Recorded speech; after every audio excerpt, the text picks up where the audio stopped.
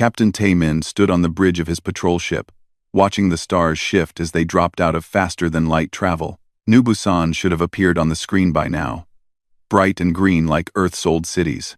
Instead, he saw only darkness.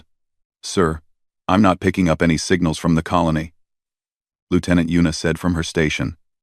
Her young face showed confusion. "Not alarm. Not yet. Run a diagnostic on the sensors," Taemin ordered.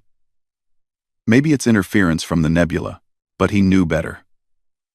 In 20 years of service, his gut had never been wrong. Something was very wrong. The ship moved closer, and the darkness began to take shape. What should have been lights from homes and factories was now just smoke. Thick, black smoke rising from the planet's surface like a funeral shroud. "Oh God," Yuna whispered. Taemin felt his chest tighten. New Busan was home to 847 people. Farmers, teachers, engineers. Families who had left Earth to build something new under alien stars. He knew some of them personally. He had attended the colony's opening ceremony 5 years ago. "Get me a scan of the surface. All frequencies," he said, his voice steady despite the ice in his veins. The next hour was the longest of Taemin's life. They sent down drones. They searched for survivors. They found none. Every building had been destroyed. The school, the hospital, the residential sectors all reduced to burning rubble. The attack had been systematic and thorough. When the landing team finally went down in protective suits, they found the bodies. Men, women, children. Some had been running. Some had been hiding. None had been spared. Yuna threw up twice before she stopped looking at the video feeds. Even the hardened Marines on the landing team worked in silence, their faces pale behind their helmets. "Sir, we found the colony's data core," the team leader reported. "It survived in the underground bunker. Downloading now." Taemin watched as the information streamed across his screen. Security footage, communications logs, sensor readings. The story came together piece by piece, and each piece made his blood run colder. The Vrakith Empire had done this. Their ships had appeared without warning 3 days ago. They had demanded the colony surrender all trade goods as compensation for some imagined slight. The colonists had tried to explain they were under Earth's protection, that there were proper channels for trade disputes. The Vrakith response had been to open fire. The footage showed Vrakith soldiers walking through the streets, methodical in their destruction. They had targeted the school first. Taemin watched children running, screaming. He forced himself to keep watching. Someone had to witness this. Someone had to remember. "They didn't want resources," Yuna said quietly, reading the analysis. "They didn't take anything. This was just murder. A demonstration." Taemin looked at the final transmission from the colony administrator. A woman named Ji Woo. Someone he had met. Someone who had shown him pictures of her daughter. Her last message was simple. "Tell Earth what happened here. Don't let them negotiate this away. Please." He stood in the ruins of what had been a classroom. The walls were scorched black. Small desks lay twisted and melted. Among the debris, he found a child's toy, a stuffed rabbit, half-burned but still recognizable. His daughter had one just like it back on Earth. "Captain, we're receiving a transmission from Ambassador Hee-jin," the communications officer called out. "She's on the council station. They've heard about the attack." Taemin climbed back to his ship, the toy still in his hand. He took the call in his ready room, where the crew couldn't see his face. Ambassador Hee-jin appeared on the screen. She was a skilled diplomat, someone who had spent 15 years building bridges between humanity and the other species in the Galactic Council. Right now, she looked tired. "Taemin, I've seen the preliminary reports," she said. "This is terrible, unforgivable. But I need you to understand something. The Council has protocols for situations like this." "Situations like this?" Taemin repeated. His voice was quiet, dangerous. "You mean the murder of 847 civilians?" "I mean conflicts between member species," Hee-jin said carefully. "The Vrakith will be called to the Council. There will be mediation. They'll have to pay compensation and issue apologies. We can get justice through proper channels. Taemin looked down at the burned toy in his hands. Justice? They're going to apologize and pay money? And that's justice? It's how the galaxy works, Hyjin said. Every species has had conflicts. The Council has been maintaining peace for 10,000 years, through mediation and negotiation. If we break those protocols, we risk everything we've built. They killed children, Ambassador. They targeted schools. Hyjin closed her eyes. I know. Believe me, I know. But if we respond with military force, we'll be the ones breaking Council law. We'll be isolated, sanctioned, maybe even expelled from the Council entirely. We have to think about Earth's place in the galaxy. Taemin was quiet for a long moment. When he spoke, his voice was very calm. Send me the official response from the Vrakith Empire. Hyjin transmitted the file. Taemin opened it and read. The Vrakith claimed the colony had been harboring economic saboteurs. They offered 10 million credits in compensation and a formal statement of regret for excessive response to criminal activity. 10 million credits, divided by 847 lives. That made each human life worth about 11,000 credits. A child's life, a teacher's life, a farmer's life, 11,000 credits each. Captain, what are you thinking? Hyjin asked, concerned by his silence. Taemin looked up at the screen. I'm thinking about what humanity promised ourselves after the last World War. After all the camps and the bombs and the mass graves, we said, never again. We meant it. Taemin, I need a secure channel to Fleet Admiral Jiho, not through Council networks. Direct Earth military encryption. You can't. I'm sending him everything. Every image, every video, every piece of data. And then I'm going to let the people who actually make decisions decide how humanity responds to this. Hyjin stared at him. You're asking for war? No. Taemin said. I'm asking if we're still the species that means it. When we say, never again. Or if that was just something we said when the monsters were our own. He ended the call before she could respond. He spent the next hour writing his report. He didn't editorialize. He didn't need to. The facts spoke for themselves. 847 humans murdered for no reason except to send a message. Children targeted first to maximize terror. He attached every image, every video, every scrap of evidence. Then he sent it directly to Earth's Security Council with a single recommendation. The Galactic Council will tell us to negotiate. I recommend we tell the Council, and the Vrakith, that humanity doesn't negotiate with child murderers. Not now. Not ever. As he waited for the response, Taemin stood in that burned classroom one more time. He placed the toy rabbit carefully on what had been a teacher's desk. I promise you'll be remembered, he said to the empty room. All of you. And I promise they won't get away with this. His communicator buzzed. A message from Earth. Just 3 words from Fleet Admiral Jiho. Prepare for deployment. Taemin smiled. It wasn't a happy smile. The Grand Conclave Station was older than human civilization. It hung in neutral space, a massive structure built by species long gone, maintained by the collective will of 47 different civilizations. Ambassador Hyjin had walked its ancient corridors hundreds of times. But today they felt different. Today they felt like the halls of a courthouse where the jury had already decided the verdict. She entered the council chamber, and every eye, and there were many different kinds of eyes, turned to watch her. Some species had multiple eyes, some had none at all but sensed her anyway. All of them were judging. Counselor Thane floated in his liquid-filled sphere, his tentacles moving in patterns that Hyjin had learned to read over the years. Right now, they showed careful neutrality. The Pelurian had been a mediator for 300 years. He had settled wars that spanned solar systems. He believed in the process. Ambassador Hyjin, he said through his translator. Please present your species' grievance. Our grievance. Such a small word for mass murder. Hyjin activated her presentation. The center of the chamber filled with images from New Busan. She didn't narrate. She didn't need to. The pictures spoke clearly enough. Burned homes, bodies, the school, She heard gasps from some species. Others remained silent. The predator species, she noticed, showed no reaction at all. 847 human civilians were killed by Vrakith military forces. Heejin said simply, "We have complete documentation. We request the Council's immediate action." On the far side of the chamber, a hologram flickered to life. Warlord Kran of the Vrakith Empire appeared, his reptilian features showing what might have been amusement.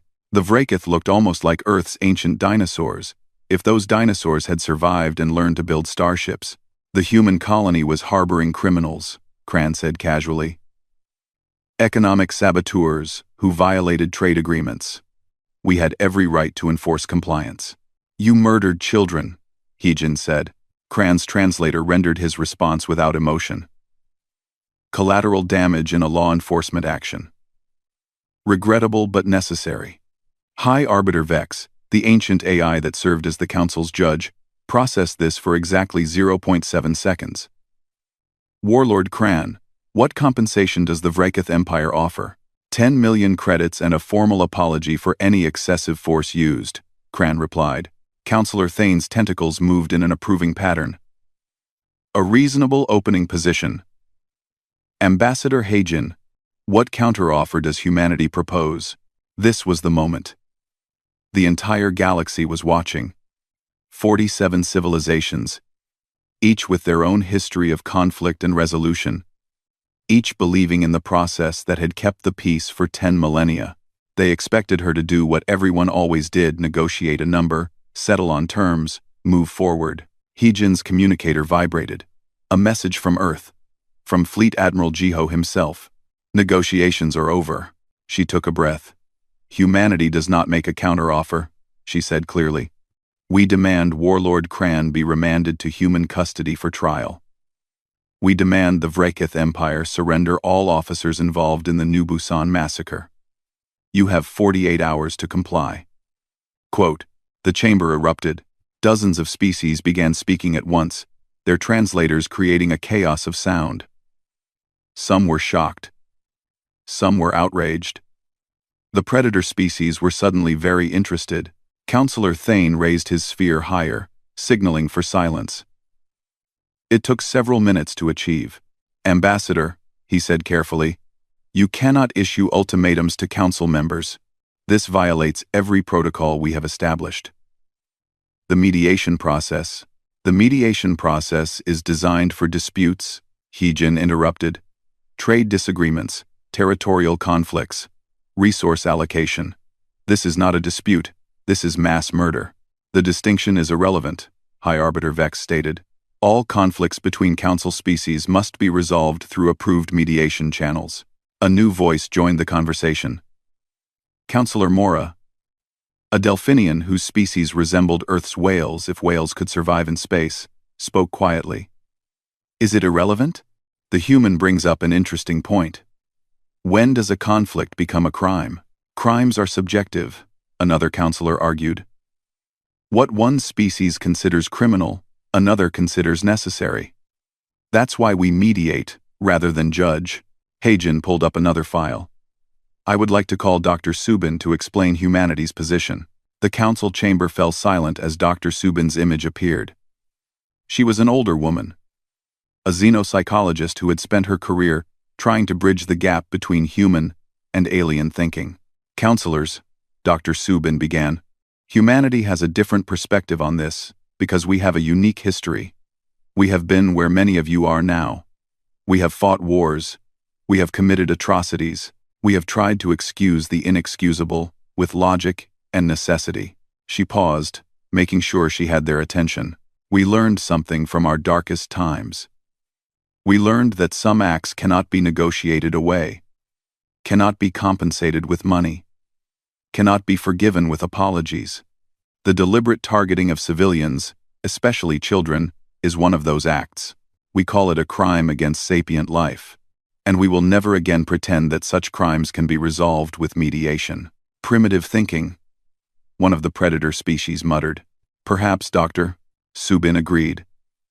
But it's thinking that stopped us from destroying ourselves. Your species never had a world war. You never built weapons that could end all life on your planet. You never had to look at the ashes of your own cities and decide what kind of species you wanted to be. We did. And we chose. Warlord Kran's hologram laughed. It was an ugly sound. You chose to be weak. The Vrakith Empire has 200 warships. How many does Earth have? 40? 50? Your threats are empty, human. Heijin felt her hands shaking. She kept them clasped behind her back where no one could see. We are not threatening. We are informing. You have 48 hours to surrender those responsible for the New Busan massacre. After that, humanity will take action. The Council will not permit military action, Councillor Thane said firmly. If you attack a council member, you will be sanctioned. Isolated. Expelled from the Council entirely. Then that is Earth's choice to make, Heijin replied.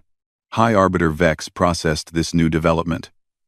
Ambassador, you must understand the consequences. Your species has been part of the galactic community for only 15 years. You rely on council trade, technology, and protection. If you are expelled, for the recycle, if we are expelled for refusing to negotiate with child murderers, then perhaps the council is not a community we wish to be part of, Heijin said. The chamber went completely silent. Councillor Mora spoke again, softly. She means it. I've studied humans. When they speak like this, they mean it. Then they are fools, Warlord Kran declared. The Vrakith Empire will not surrender our officers to primitive savages. We will meet your pathetic fleet and crush it. Then we will file a formal complaint with the Council about human aggression. Heijin turned to face Kran's hologram directly. I want to make something very clear to everyone in this chamber. Humanity did not want this. We came to the stars hoping to leave our violent past behind. We believed in the Council. We believed in diplomacy. But we also believed in justice. She activated another display. This time it showed 847 faces, names, ages, occupations, families. These are the people you killed, she said to Kran. Not statistics. Not collateral damage. People. Min Jae, age 7, who wanted to be a scientist. Hana, age 42, a teacher. J1, age 17, who had just been accepted to university. I'm going to show you every single one of them. For the next 14 minutes, Heijin displayed each victim. Their faces filled the chamber. Some counselors looked away. Some watched. The predator species seemed bored. When she finished, she turned back to the council. You can sanction us. You can expel us. You can condemn our actions. But understand, this humanity will never, ever negotiate with those who murder children. We will never pretend that money can replace lives. We will never accept that might makes right. Idealistic nonsense, one counselor muttered. Maybe, Heijin agreed, but it's our nonsense, and we'll stand by it. The countdown began. 48 hours. The galaxy watched and waited. In her private quarters that night, Heijin received dozens of private messages, some from species supporting humanity, more from species begging her to reconsider, a few from predator species making veiled threats. One message stood out. It was from Councillor Mora. Your species terrifies them, it read. Not because you're strong. Because you're willing to sacrifice everything for a principle. They don't understand that. Most species negotiate because it's practical. You refuse to negotiate because it's right. That kind of thinking changes galaxies. Or ends civilizations. I hope you know what you're doing. Heijin sat in the dark, thinking about New Busan, thinking about the children who would never grow up, thinking about the line humanity had drawn. She sent a message back to Earth. To Fleet Admiral Ji-ho. Just 4 words. They don't believe us. His response came 3 minutes later. They will. Fleet Admiral Ji-ho stood in Earth's war room, looking at the display that showed human forces scattered across 3 dozen star systems. At 72 years old, he had hoped to never see this room active again. His gray hair and the scars on his hands told the story of someone who had fought in humanity's last major conflict, the corporate wars that nearly destroyed Mars. "Status report," he said quietly. 40 warships are in position at the Vrakith border, his tactical officer reported. They're holding at the designated coordinates. No hostile action. And the Vrakith? They've mobilized 150 ships. They're making a show of force, positioning along their side of the border. Warlord Kran has been broadcasting threats for the past 6 hours. Jiho smiled slightly. Let him talk. Across the room, Dr. Subin was giving a presentation to a group of council observers. She had volunteered to explain humanity's position to anyone who would listen. Most species had refused. A handful had sent representatives, more out of curiosity than support. You have to understand our history, Subin was saying. Humanity spent thousands of years perfecting the art of war. We got very, very good at killing each other. By the early 21st century, we had weapons that could destroy our entire planet multiple times over. One of the observers, a crystalline being from a species that reproduced by division, asked, "How did you survive?" "Barely," Subin admitted. "We had several close calls. But eventually, we learned something important. We learned that there are some lines that cannot be crossed, some acts that cannot be forgiven or forgotten. We established laws not just for our own people, but laws we applied to everyone. War crimes. Crimes against humanity. Genocide. But you're applying your laws to another species," the observer protested. "That's cultural imperialism." That.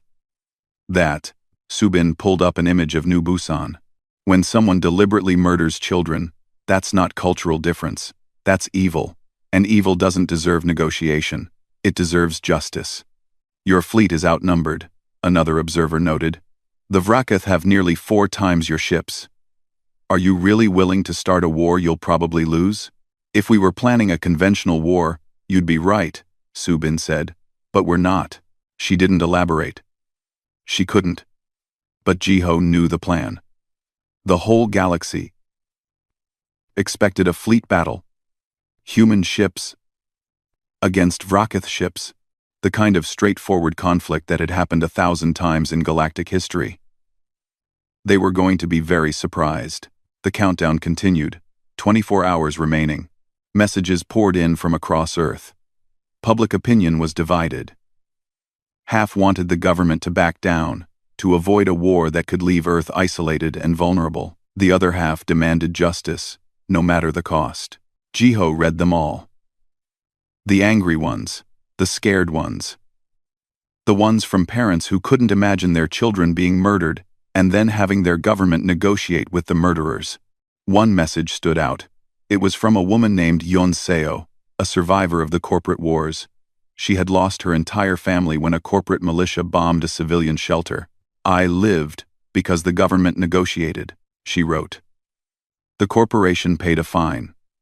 Their CEO gave a speech about regret. Everyone moved on. Except me. Except all of us who lost everything. Don't let New Busan become another negotiated settlement. Please. Some things are worth fighting for. Jiho saved that message. He would need it later, when people asked why humanity had taken such a hard stance. On the council station, Ambassador He Jin was facing increasing pressure. Species after species came to her privately, offering compromises. What if the Vrakith paid more? What if they surrendered some officers but not all? What if they agreed to a joint trial? Every time, she gave the same answer. No. Councillor Thane was particularly persistent. He had mediated conflicts for 3 centuries. He had never failed to find a compromise that satisfied all parties. "I don't understand," he told He Jin during their 5th private meeting. "Warlord Kran has agreed to increase compensation to 50 million credits. He'll publicly apologize. He'll even allow human observers during an internal Vrakith investigation. These are significant concessions." "They're not enough," He Jin said. "What more do you want?" "Justice." Thane's tentacles moved in frustration. "Justice is subjective. What your species calls justice, another might call revenge. That's why we mediate. We find the middle ground, where both sides can live with the outcome. Hai Jin looked at him directly. Can the dead live with the outcome? Can 847 murdered humans live with Warlord Kran remaining free and in power? The dead are gone, Thane said gently. We negotiate for the living, to prevent more death. If you attack the Vracath, thousands will die.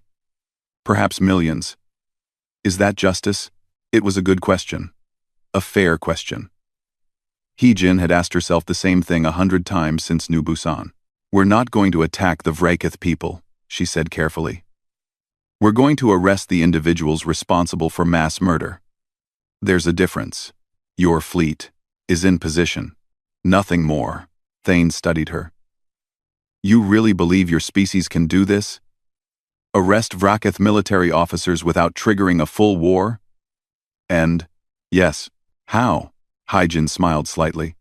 That's not something I can share with the council right now. Operational security. What she didn't tell Thane was that she didn't fully know the plan either. Fleet Admiral Jiho had briefed her on the basics, but the details were classified at the highest level. She knew it involved special forces. She knew it didn't involve fleet combat. Beyond that, she had to trust. 12 hours remaining. Warlord Kran gave an interview to the Galactic news networks. He sat in his command ship, surrounded by his fleet, looking confident and powerful. The humans are bluffing, he declared. They're a young species playing at being warriors. They'll back down when they see our fleet, and if they don't, we'll crush them and teach the galaxy a lesson about respecting superior military force. The interviewer asked, What about the New Busan victims? Do you regret the civilian casualties? Kran's expression didn't change. Regrettable but necessary. The colony was harboring criminals. We acted within our rights. Back on Earth, every human who saw that interview felt the same cold anger. This wasn't an enemy who felt remorse. This was an enemy who felt entitled, who saw human lives as worthless. Fleet Admiral Jiho received a private communication from Commander Dong Hyun, the leader of humanity's elite special operations force. We're in position, Dong Hyun reported. Assets deployed. Waiting for go order. This closing 41. Dong Hyun reported. Stand by, Jiho replied. 6 hours remaining. The council called an emergency session. They were going to vote on sanctions against humanity if the deadline passed and humans took military action. It was an unprecedented move. The council had never preemptively sanctioned a member species. Councillor Mora objected. We're punishing them before they've done anything. This is wrong. We're preventing a war, Councillor Thane argued. If humanity knows they'll face immediate consequences, perhaps they'll reconsider. The vote was 39-8. Sanctions approved. Hee-Jin received the news while standing in front of the memorial wall she had created, 847 names etched in light. She read through them again. Slowly. Minjae. Hana. J1. All of them.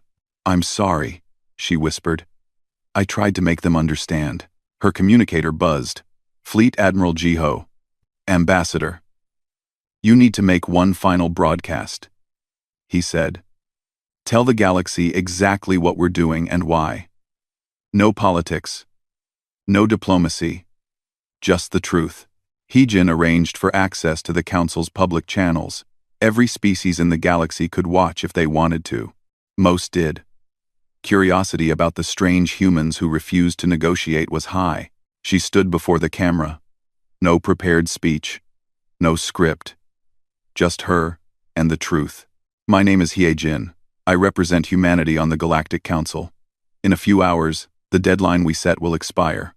I want to explain why we set it and what happens next. She paused, gathering her thoughts. Humanity is not a warlike species. Not anymore. We spent thousands of years fighting each other, and we nearly destroyed ourselves. We learned that violence only creates more violence. That war only creates more war. We learned to value peace. Another pause.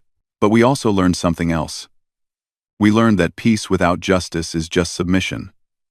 That accepting evil because fighting it is hard makes us complicit in that evil. We learned this lesson in blood and fire and tears. The camera showed her face clearly. She wasn't crying, but her eyes were bright. 847 humans were murdered. Not in a war, not in a territorial dispute, not in self-defense. They were murdered to send a message, to show that the Vraketh Empire could kill with impunity, that human lives were worthless, that our protection meant nothing. She looked directly at the camera. We are not going to negotiate with the people who did this.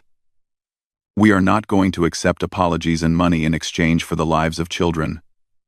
We are going to bring them to justice. We are going to prove that human lives matter, that our word means something, that when we say never again, we mean it. The broadcast ended. The galaxy waited. 1 hour remaining. In the war room, Fleet Admiral Ji-ho gave the order. Execute Operation Reckoning. The galaxy expected a battle. They expected human warships to cross the border into Vraketh space. They expected explosions, casualties, the kind of fleet engagement that historians would debate for centuries. They expected war. They got something very different. Captain Wu Jin commanded one of humanity's newest stealth ships. It was small, barely large enough for a crew of 20. It didn't carry heavy weapons or thick armor. What it did carry was technology. The Council didn't know. Humans had developed a cloaking system that bent light and sensor waves around the hull, making the ship effectively invisible. We're passing through the Vraketh outer perimeter, his pilot reported. No reaction. They don't see us. Wu Jin checked his display. 15 other stealth ships were moving through Vraketh space right now, each one heading toward a different target. They had been planning this operation for 6 hours. Commander Dong-hyun and his Special Forces team had spent that time memorizing layouts, studying patterns, preparing for every possible scenario. Target in range, the tactical officer said. Warlord Kran's flagship. He's in his command center. Deploy the team, Wu Jin ordered. In the ship's deployment bay, Commander Dong-hyun and his team checked their gear one final time. They wore combat suits that could survive in vacuum, equipped with non-lethal weapons and extraction tools. Their mission was simple. Get in. Grab Kran. Get out. No casualties, if possible. Remember, Dong-hyun said to his team, we're not here to kill. We're here to arrest. But if they force our hand, we respond appropriately. The team nodded. They were all veterans, all volunteers. They knew what they were doing. The stealth ship positioned itself directly beneath Kran's flagship. In the command center of the Vraketh ship, alarms suddenly began screaming. The Vraketh crew rushed to their stations, confused and alarmed. Sir, we're detecting a massive energy surge, a sensor operator reported. Warlord Kran stood from his command chair. From where? I don't know. It's coming from inside the ship. Dong-hyun's team materialized in the corridor outside Kran's command center. They had used a short-range teleporter, another technology the Council didn't know about. The Vraketh guards stared in shock for half a second before reaching for their weapons. Stand down, Dong-hyun ordered in translated Vraketh. We are here for Warlord Kran only. Do not interfere. The guards opened fire. Dong-hyun's team responded with precision. Non-lethal pulse weapons. Dropped the guards without killing them. The team moved forward, breaching the command center door with cutting tools. Inside, Kran stood surrounded by his officers. He looked more surprised than afraid. Impossible, he breathed. You can't be here. Our fleet would have detected. Warlord Kran, Dong-hyun interrupted. You are under arrest for crimes against sapient life. Specifically, the murder of 847 human civilians on New Busan. You will be transported to Earth to face trial. Kran laughed. It was a sharp, barking sound. You think you can just walk onto my ship and take me? We have 200 warships. Actually, Dong-hyun said calmly, you don't, not anymore.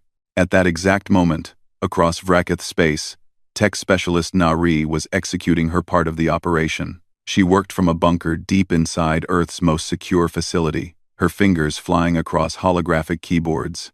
The Vraketh military network was sophisticated but not impenetrable.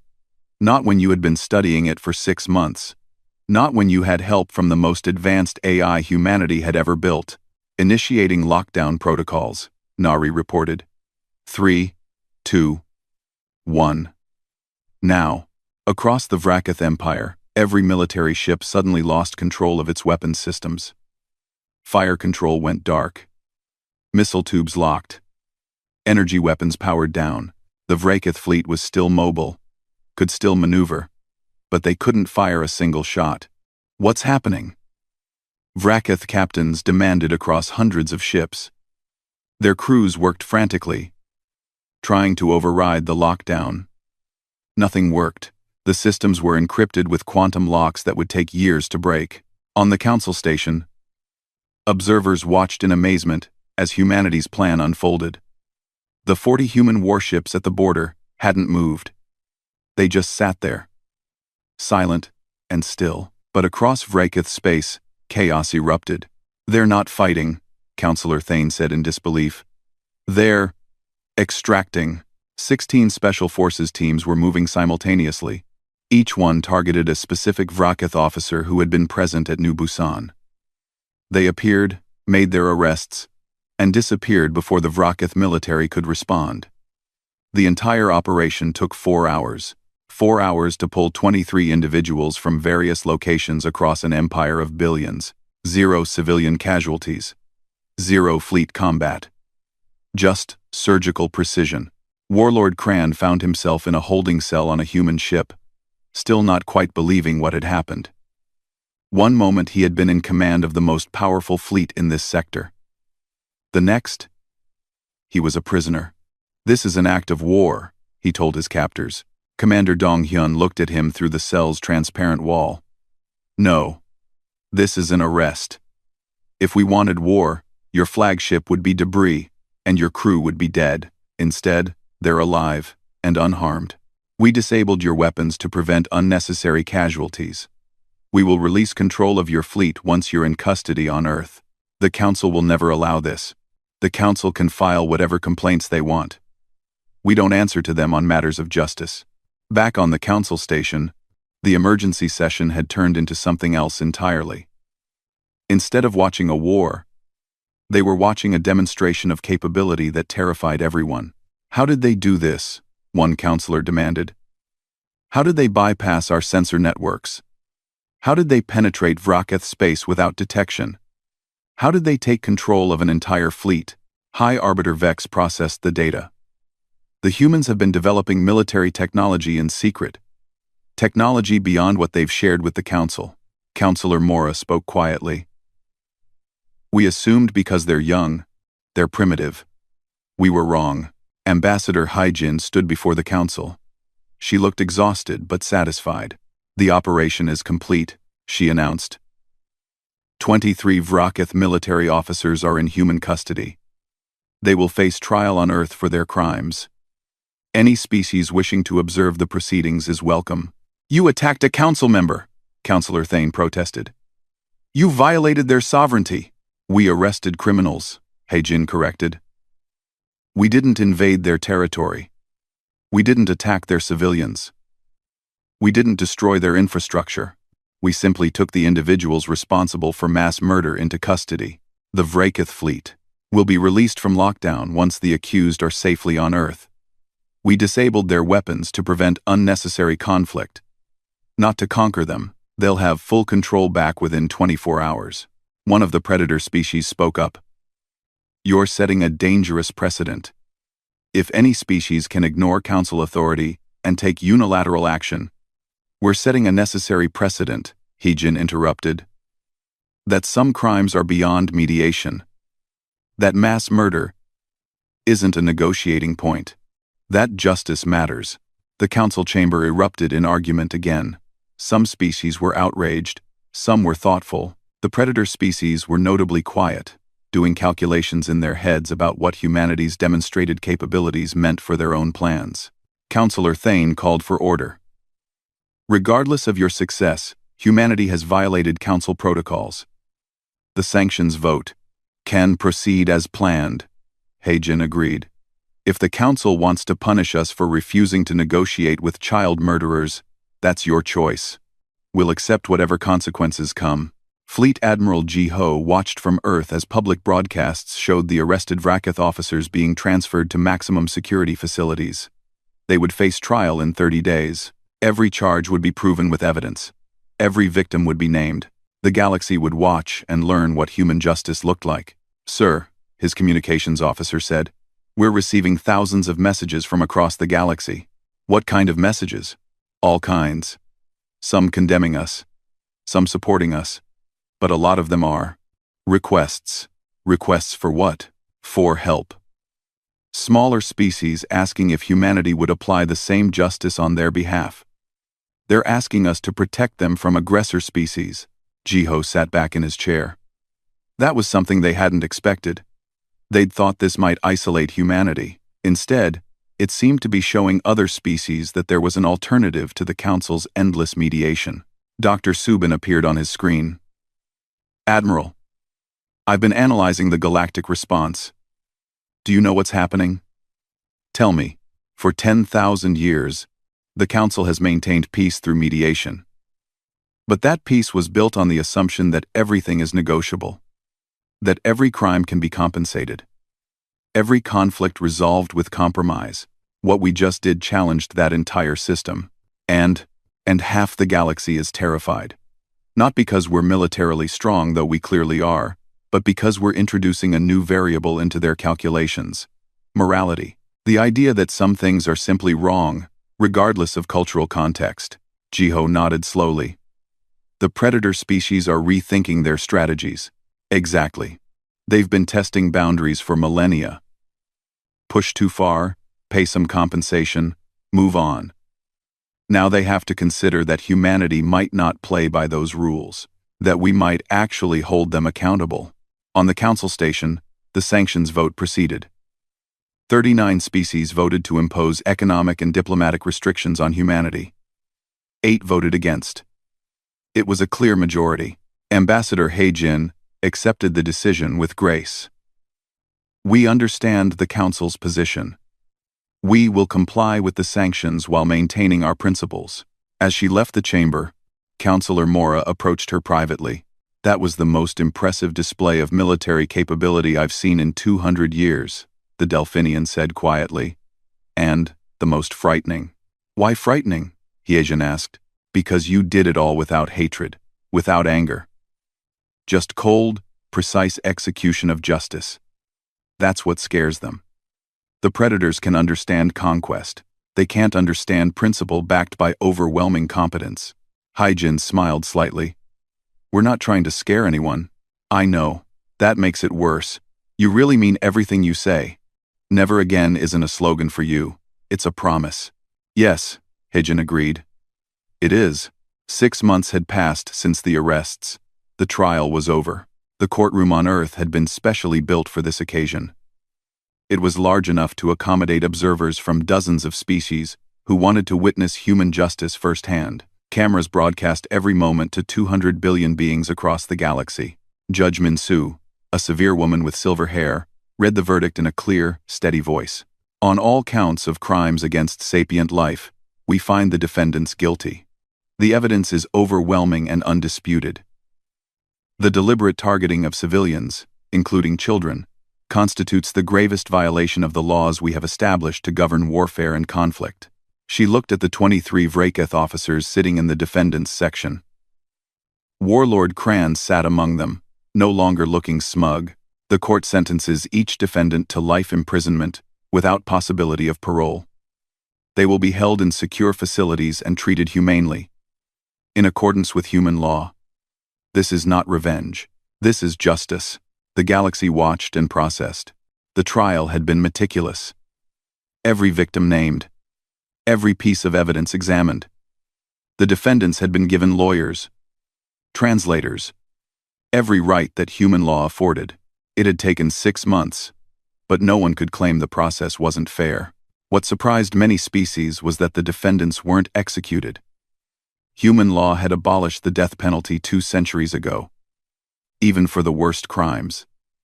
Life in prison was the maximum sentence. "They're keeping them alive?" one alien observer asked in confusion. "Why?" Dr. Subin, who had attended every day of the trial, explained patiently.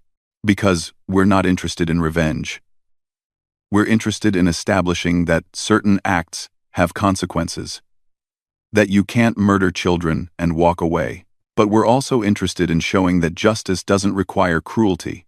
The Vracath Empire's response to the trial was complicated. Their government had fallen apart in the months following the arrests. When the full evidence of the New Busan massacre became public, many Vracath citizens were horrified. They hadn't known. Their media had reported it as a necessary military action against criminal elements. A new government had taken control. One that prosecuted the old regime's supporters under Vracath law. They issued formal apologies.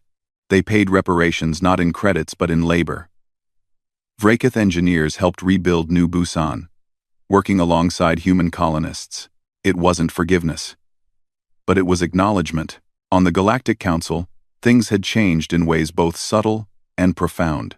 Councillor Mora stood before the assembly, presenting what she called the New Busan Protocols, a framework that distinguished between different types of conflict. For 10,000 years, we have treated all conflicts the same, she explained. A trade dispute and a massacre were both subject to mediation. But humanity has shown us something important. Some acts cannot be mediated. Some crimes against sapient life must be treated as just that, crimes. The debate lasted for weeks. Species argued about definitions, about cultural differences, about sovereignty. But slowly, a consensus emerged. The Council established a new category of violations: crimes against sapient life. These would be investigated by a new division, separate from the mediation process. Ambassador Heijin was offered the position of director. She almost refused after 6 months of sanctions. Earth was still somewhat isolated from the galactic community, but Fleet Admiral Jiho convinced her to accept. They need to learn, he told her. And we need to teach them. Not through force, but through example. So Heijin became the first director of the Council's Justice Division. It was slow work. Many species resisted the idea that there were universal moral standards. But others, especially the smaller species who had suffered at the hands of predatory neighbors, supported the change enthusiastically. The predator species watched and calculated. The larger ones, like the Vracath, had seen what happened when you crossed certain lines with humans. The smaller, aggressive species tested boundaries more carefully now. There was an incident 4 months after the trial. A pirate group attacked a mining colony belonging to a species called the Ventari. The Ventari were peaceful traders with no military. They sent a distress call to the Council. The call was also received by Captain Taemin's patrol fleet. They're asking for mediation, Lieutenant Yuna reported. Standard procedure. How long will mediation take? Taemin asked. Weeks, maybe months. The pirates will be long gone by then. Taemin thought about New Busan. About the children who had died while everyone followed proper procedures. Send a message to the pirates, he said. Inform them that they have 1 hour to release all hostages and surrender to Ventari authorities. If they refuse, we will extract the hostages by force. Sir, we don't have authorization from the Council. We don't need it. We're not starting a war. We're protecting civilians. The pirates, having heard what happened to the Vracath, calculated their odds. They released the hostages and fled. No shots were fired. The Council protested human overreach. Ambassador Heijin responded calmly. We prevented a crime against sapient life. That's now Council policy, isn't it? It became a pattern. Human ships didn't conquer. They didn't build an empire. But when they encountered situations where civilians were in danger, they acted. Sometimes with approval, sometimes without. Always with precision. Always with restraint. Slowly, the galaxy began to understand what humanity meant by never again. Captain Taemin stood on New Busan a year after the massacre. The colony had been rebuilt.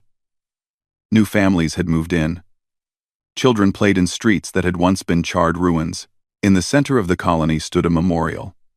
847 stars projected into the sky, 1 for each victim. Their names were engraved on a wall of black stone. Min Jae. Hana. J1. All of them. We remember. Read the inscription. We will always remember. And we will never let it happen again. A young boy approached Taemin. He couldn't have been more than 7 years old. Are you Captain Taemin? The boy asked. The one who found them? Yes, Taemin said gently. My teacher says you're the reason we have justice. That you didn't let the bad people get away with it. Taemin knelt down to the boy's level. A lot of people made that happen. But yes, we made sure there was justice. Do you know why that's important? The boy thought about it. Because people matter? Exactly. Every single person matters. And when someone hurts people, especially children, there have to be consequences. Always. Fleet Admiral Jiho retired a year after the trial. His replacement was younger. But she had learned from Jiho's example. Human military doctrine now included a new principle. Proportional justice. Use the minimum force necessary. Protect civilians at all costs. Never negotiate with those who commit crimes against sapient life. Dr. Subin gave a lecture at the Galactic Academy 5 years after New Busan. The room was packed with students from 40 different species, all trying to understand human morality. You asked me once why humans care so much about children, she said to the class. The simple answer is that every one of us was a child once. We remember being vulnerable, being dependent on adults to protect us. When we see children harmed, we see ourselves. We see our own children. We see the future being destroyed. A student raised a tentacle. But other species have children too. Why don't they react the same way?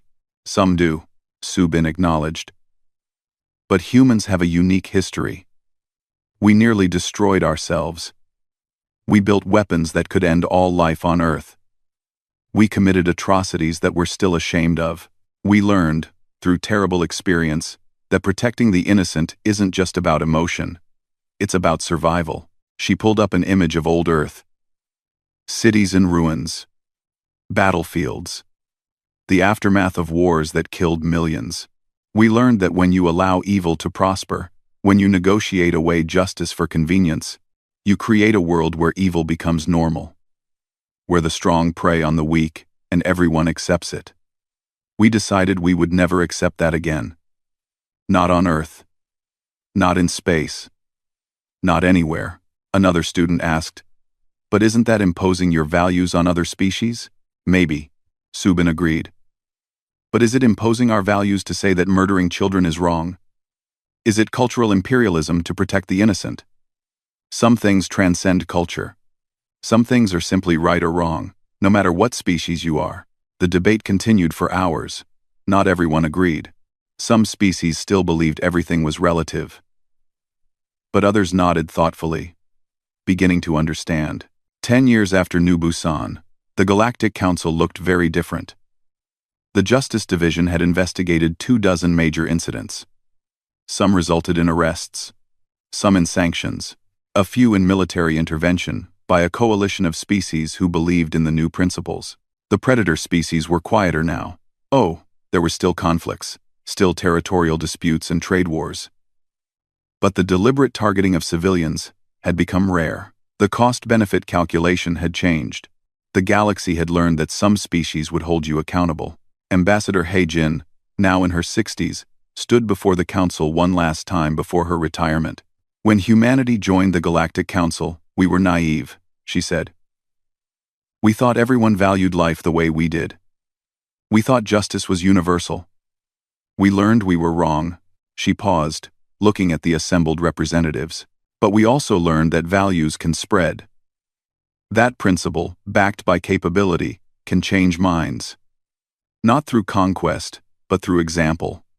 We showed the galaxy that it's possible to stand for something, to draw a line and mean it, to say never again, and actually enforce it. Councillor Thane, much older now but still mediating, spoke up. You changed us, Ambassador. For better or worse, humanity has changed the Council. I hope for better, He-jin said. We didn't want to change you. We just wanted to stop people from murdering children and getting away with it. You did more than that, Councillor Mora added. You reminded us that peace without justice is just another form of tyranny. After the session, Heijin received a message. It was from a remote colony on the Galactic Rim, a species she'd never heard of, facing threats from pirates. We heard what humans did to the Vrakeith, the message read. We heard about New Busan and how you refused to negotiate with murderers. We're asking for your help, not your military, your justice. Heijin forwarded the message to the Justice Division with a smile. Someone else would handle it now. The next generation of humans and aliens working together to establish something new in the galaxy. She thought about that burned classroom on New Busan, about the toy rabbit, about 847 names. We kept our promise, she whispered. We didn't let them get away with it. And we made sure it matters.